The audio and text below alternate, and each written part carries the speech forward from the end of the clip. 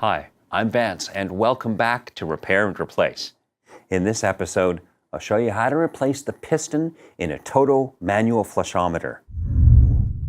To begin, you'll need a piston, a flat blade screwdriver, a smooth jaw wrench, and a cloth. Flushometers or flush valves are just automatically timed self-closing valves. At rest, water is at equal pressure in the upper and lower chambers. This keeps the piston closed tightly on the valve seat. When the handle is pressed, the relief valve opens and releases water from the upper chamber, which decreases the pressure. High pressure water from the inlet now lifts the piston up and travels down the flush pipe. During the flush, some of the water is forced back into the upper chamber through a small bypass hole in the piston. The flush continues until the pressure equalizes and pushes the piston down onto the valve seat. Over time, the rubber seals on the piston deteriorate, which can cause water from the upper chamber to leak. Now, this might prevent the upper chamber from pressurizing. If the piston is stuck in the raised position, it can also cause continuous flushing. Alternatively, if the piston is stuck to the valve seat, it can prevent the unit from functioning at all. First, shut off the water to the flushometer. Remove the cap and use a flat blade screwdriver to turn the screw clockwise until the control stop closes. Next, hold down the handle to remove any remaining water.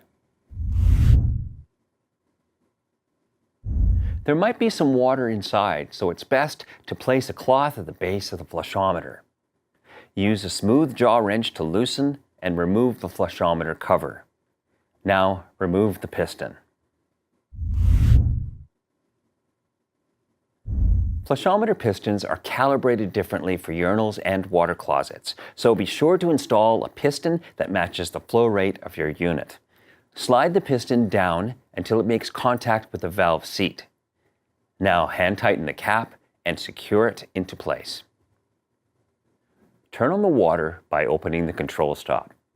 Now test the flushometer and adjust the control stop until you get a normal flush with a quiet operation. Finally, replace the cap.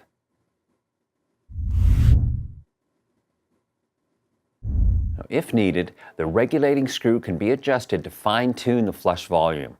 Now, this will change how long it takes for the valve to reset.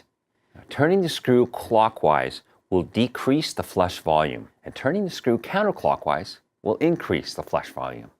Now, the screw is very sensitive, so start with a half a turn and test the flushometer until you get the desired flow rate. If you found this video useful, then subscribe to our channel. We're constantly filming new content every week, so let us know what repairs you'd like to see next. Now, if you need a part for that repair, then explore our website. We stock thousands of hard-to-find parts, and we'll ship it out to you the same day. Thanks for watching.